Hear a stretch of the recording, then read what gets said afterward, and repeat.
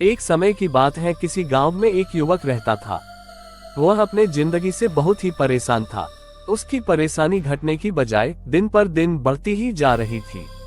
अब उससे परेशानी सहा नहीं गया तो वह युवक अपनी परेशानी लेकर एक महात्मा के पास गया और अपनी परेशानी बताते हुए महात्मा से कहता है, गुरुदेव, मैं अपने जीवन से बहुत दुखी हूँ। ये परेशानी मेरा पीछा नहीं छोड़ रहा है। परेशानी के कारण न तो मैं अपनी बीवी, बच्चों और परिवार को खुश रख पा रहा हूँ और न ही अपने लिए कुछ कर पा रहा हूँ। कभी कभी तो मुझे अपनी जिंदगी खत्म कर लेने का भी ख्याल आता है। ये जिंदगी मुझे बोझ सी लगने लगी है। आप इतनी साधनाएं और तपस्या करते हैं, क्या आप मुझे कोई ऐसा रास्ता बता सकते हैं जिससे मैं इस बुरे वक्त से बाहर आ सकूं? मेरा समय बहुत खराब चल रहा है। 2 वक्त की रोटी का भी इंतजाम करना मुश्किल सी हो गई है। आप ही बताएं, ऐसे हालात में मैं कैसे जिंदा रहूं? अब जिंदगी जीना बहुत मुश्किल सी हो गई है। मैं अपने परिवार को खुश रख सकूं। कृपया करके आप कोई आसान सा तरीका बताएं जिससे मैं आसानी से समझ सकूं, क्योंकि मैं बहुत कम पढ़ा लिखा हूं। अगर आप बड़ी बड़ी बातें मुझे बताएंगे तो शायद मैं उस बात को समझ नहीं पाऊंगा। ये सुनकर महात्मा मुस्कुराए और उस युवक से बोले, तुम एक काम कर सकते हो। और महात्मा ने सामने इशारा करते हुए कहा कि उस ऊंची पहाड़ी पर एक मंदिर है और उस मंदिर के पास चींटियों का एक घर है जहां पर हजारों चींटियां रहती हैं। तुम्हें सुनने में बड़ा हैरानी होगी, लेकिन वह चींटियां उस मंदिर की जमीन को खराब कर रही हैं। उस मिट्टी की उपजाऊ शक्ति को खत्म कर देती है, जिसके कारण वहां पर कोई भी पेड़ या कोई भी घास पनप नहीं पाती है। महात्मा ने एक युवक को उस ऊंची पहाड़ी पर स्थित मंदिर के पास चींटियों के घर को तहस नहस करने का काम देते हुए कहा, तुम मेरा बस ये काम कर दो, उसके बाद मैं तुम्हें तुम्हारे सवालों के जवाब दूंगा। लेकिन तुम्हें ये काम 7 दिन तक लगातार उस पहाड़ी पर जाओ और उस चींटियों के घर को तहस नहस कर दो, उसको तोड़ दो। जब भी तुम्हें कोई चींटियों का घर दिखे मंदिर के आसपास तो उसे वहीं पर तहस नहस कर देना। लेकिन शर्त यह है कि घर को तोड़ने में कोई भी चींटी मरनी नहीं चाहिए। युवक ये समझ नहीं पाया कि महात्मा ऐसा क्यों कह रहे हैं, लेकिन उनकी बात मानकर पहाड़ी पर जाना शुरू कर दिया। जब वह पहले दिन पहाड़ी पर पहुंचता है तो देखता है कि बहुत सारी चींटियां अपना खाना जुटाने में लगी हुई हैं। सारी चींटियां कतार से चल रही हैं और अनाज के छोटे छोटे कण उठाकर अपने घर में जमा करती जा रही है। ये देखकर पहले तो उस युवक का मन कमजोर पड़ गया। उसने सोचने लगा कि यह इतनी मेहनत करके अपना घर भर रही है और मैं इनके घर को तबाह कर दूंगा तो इनको कितना बुरा लगेगा। लेकिन फिर उसने उस महात्मा की बात याद करते हुए उस घर को तोड़ना शुरू कर दिया। जल्द ही चींटियों में हाहाकार मच गया। वह इधर उधर दौड़ने लगी, अभी तक जो कतार से चल रही थी अब वह बिखर गई और इधर उधर अपनी जान बचाने के लिए भागने लगी। थोड़ी देर में पूरा घर टूट गया और सारी चींटियां इधर उधर छुपने के लिए भाग चुकी थी। ये करने के बाद वह युवक दुखी मन से वापस अपने घर पर लौट आया। उसका मन परेशान और दुखी था।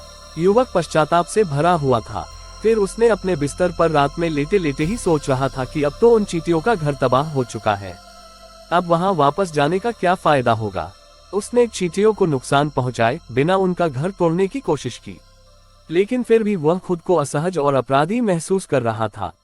अगले दिन जब युवक फिर से पहाड़ी पर पहुंचा तो उसने देखा कि चींटियों ने वही घर दोबारा बना लिया था और अब वह फिर से अपने घर के लिए सामान इकट्ठा करने में जुटी हुई थी। ये देखकर युवक को लगा कि चींटियां मूर्ख हैं, क्योंकि उन्होंने अपना घर उसी जगह पर फिर से बनाया जहां उनका पुराना घर तबाह किया गया था। वह फिर से महात्मा की बात याद कर दोबारा चींटियों का घर तोड़ने लगा। इस बार उसने सुनिश्चित किया कि कोई चींटी मरे नहीं और वह संतुष्ट होकर घर लौट आया।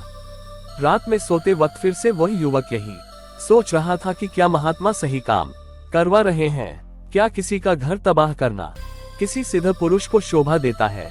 क्या अगर वह महात्मा सिद्ध पुरुष हो ही ना होगा, अगर वह मुझे बेवकूफ बना रहे हो? लेकिन फिर उसने निश्चय किया कि मैं अपने काम को पहले पूरा कर लेता हूँ, उसके बाद ही पता चलेगा कि महात्मा मुझसे ऐसा क्यों करवा रहे थे। और यही सोचकर वह रात में सो जाता है। तीसरे दिन सुबह उठकर वह फिर से युवक उसी पहाड़ी पर पहुंचा तो उसने देखा कि चींटियों का पुराना घर अब नहीं था और उसने सोचा कि अब उसका काम खत्म हो गया है। लेकिन जब वह लौटने लगा तो उसे थोड़ी दूरी पर चींटियों का एक नया घर दिखाई दिया। उसे समझ आया कि शायद महात्मा को पहले से पता था कि चींटियां अपना घर बदल लेंगी, इसलिए उन्होंने उसे 7 दिनों तक आने का आदेश दिया था। ये सोचकर युवक ने उस नए घर को भी तोड़ने का निश्चय किया। इस बार युवक ने बहुत ध्यान से बिना किसी चींटी को नुकसान पहुंचाए घर तोड़ा, क्योंकि महात्मा की शर्त थी कि कोई भी चींटी मरे नहीं। हालांकि यह काम करने में उसे पहले से ज्यादा समय लगा, लेकिन उसने अंततः चींटियों का घर नष्ट कर दिया। इस बार वह पहले से भी ज्यादा उदास था, क्योंकि उसने चींटियों का नया घर भी तबाह कर दिया था। उसे अब लगने लगा कि वह चींटियों को बार बार नुकसान पहुंचाकर उनके साथ अन्याय कर रहा है। उसे खुद पर दया आने लगी और उसने सोचने लगा कि वह एक शैतान या दानव बन गया है जो दूसरों का घर उजाड़ रहा है, जबकि वह खुद भी अपने जीवन की समस्याओं से जूझ रहा है। युवक महात्मा के आदेश पर चींटियों का घर बार बार तोड़ता रहा, लेकिन जब उसने देखा कि चींटियां हार मानने की बजाय हर बार नया घर बना लेती हैं, यह मुझसे हार नहीं मान रही है, बड़ी ताज्जुब की बात है। और इस बार उसने गुस्से में उस घर को तहस नहस करना शुरू कर दिया। लेकिन इस बार तहस नहस करते हुए कुछ चींटियां वहीं पर मर गई, उसके पैरों तले कुचल दी गई। कुचलने के बाद जब वो अपने अहंकार से बाहर आया तो उसने देखा कि गुस्से में उसने उन चींटियों को कितना क्षति पहुंचा दी है। उसका मन पश्चाताप से भर गया और उसका दिल बदलने लगा। वह खुद को दोषी महसूस करने लगा, सोचता कि वह एक दानव बन गया है जो बार बार बेबस चींटियों का घर उजाड़ रहा है। गुस्से में उसने कुछ चींटियों को कुचल भी दिया, फिर भी वह अगले दिन एक नई घर बना लेती है और वह रोता हुआ अपने घर की तरफ चला गया। शाम ढलने के बाद रात को सोते समय उसने सोचा कि अब और अधिक अत्याचार नहीं कर सकता, और उसने तय किया कि अगली बार जब वह जाएगा तो चींटियों की मदद करेगा। अगले दिन वह अपने साथ खाने का सामान लेकर पहाड़ी पर गया। उसका मन बदला हुआ था। उसके मन में उन चींटियों के प्रति श्रद्धा और दया का भाव था। आज वह उन चींटियों मदद करना चाहता था, और जब वह वहां पर पहुंचा तो चींटी या फिर से अपने नए घर को बनाने में जुटी हुई थी। उसने बड़े ही करुणा के साथ उन चींटियों को अपना लाया हुआ अपना खाना दया भाव से चींटियों को खिलाने लगा। उसने अपनी आत्मा में परिवर्तन महसूस किया और अगले 7 दिनों तक वह रोज चींटियों को खाना खिलाता रहा।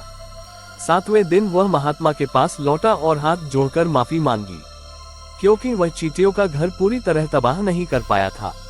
उन चींटियों का घर तबाह करने के लिए बहुत कोशिश की, लेकिन मैंने उनका घर तबाह नहीं कर सका। मैंने एक बार नहीं 4 बार उनका घर तोड़ा। उसके बाद भी चींटियां हर एक दिन नया घर बना लेती थी।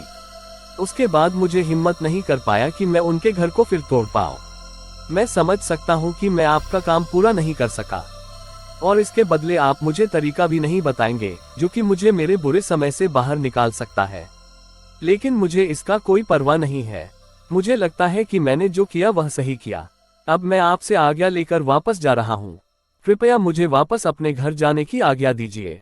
ये सुनकर महात्मा ने मुस्कुराते हुए उसे समझाने लगे, तुम मुझे ये बताओ कि आखिर तुम उन चींटियों का घर तबाह क्यों नहीं कर सके? वह चींटियां तो छोटी हैं और तुम इतने विशालकाय हैं, फिर भी तुम उन छोटी छोटी चींटियों का घर तबाह नहीं कर पाए। कहाँ है तुम्हारी बाहुबली शक्ति? इसका जवाब देते हुए उस युवक ने कहा, हे गुरुदेव, मैंने उन चींटियों का घर तबाह कर दिया था, बार बार किया था। एक बार तो अपने गुस्से में उन चींटियों को भी हानि पहुंचा दी थी, लेकिन जिस दिन मैंने उनको हानि पहुंचाई उसी दिन मुझे लगा कि मैं उनको क्यों हानि पहुंचा रहा हूं, क्यों इनको इतनी तकलीफ दे रहा हूं, और उसी दिन से मैंने उनको क्षति और नुकसान पहुंचाने की बजाय उनकी सहायता करनी शुरू कर दी। ये सुनकर उस महात्मा ने कहा, यही तो सीखने की बात है। एक छोटी सी चींटी हमें जीवन का संदेश दे जाती है। मैंने तुम्हें उन चींटियों का घर तबाह करने के लिए नहीं भेजा था, मैंने तुम्हें भेजा था ताकि तुम उन चींटियों से कुछ सीख ले सको। तुम्हें क्या सीख मिली उन चींटियों से, क्या मुझे बता सकते हो? महात्मा ने उसे बताया कि असल में उसका उद्देश्य चींटियों का घर नष्ट करना नहीं था, बल्कि उससे कुछ महत्वपूर्ण सीख लेना था। उन्होंने कहा कि चींटियां कभी हार नहीं मानती, चाहे कितनी बार उनका घर उजाड़ दिया जाए। वे हमेशा नई ऊर्जा के साथ अपना घर फिर से बनाती हैं। लेकिन हम मनुष्य 1-2 बार हार मिलने पर ही टूट जाते हैं, हताश हो जाते हैं और फिर जीवन में प्रयास ही नहीं करते हैं। कुछ लोग तो अपनी जिंदगी को खत्म करने को सोच लेते हैं, लेकिन तुमने कभी नहीं सुना होगा कि किसी जानवर ने आत्महत्या कर ली, चाहे वह जानवर कितना भी भूखा क्यों ना हो, कितना ही दुखी क्यों ना हो, लेकिन वह अपने जीवन के लिए हमेशा संघर्ष करता रहता है। लेकिन दूसरी तरफ वहीं मनुष्य 1-2 बार हताश होने पर ही अपना जीवन खत्म कर लेने के बारे में सोच लेते हैं। जीवन तो कर्मशील होता है, निरंतर प्रयास और कर्म करने का नाम ही तो जीवन है। महात्मा ने समझाया कि दूसरी सीख यह है कि बुरा समय कभी स्थायी नहीं होता। अगर हम लगातार प्रयास करते रहें तो प्रकृति भी एक दिन हमें समर्थन देना शुरू कर देती है। जैसे युवक ने अंततः चींटियों की मदद करने का फैसला किया, वैसे ही जीवन में भी जब हम कभी हार नहीं मानते तो प्रकृति और परिस्थितियां हमारे अनुकूल हो जाती हैं और हमारे द्वारा किया गया कर्म का फल जरूर देता है। महात्मा ने उस युवक को कर्मशील बने रहने और कभी हार न मानने का संदेश दिया, क्योंकि प्रयास करने वालों की कभी हार नहीं होती। इसीलिए हमें 2 सीख जीवन भर याद रखना जरूरी है। पहला है कर्मशील कार्य करते जाना और दूसरा कि एक ना एक दिन प्रकृति तुम्हारी उस कर्म का परिणाम तुम्हें जरूर देगी। बस तुम अपना कर्म करते जाओ, फल की चिंता ऊपर वाले पर छोड़ दो।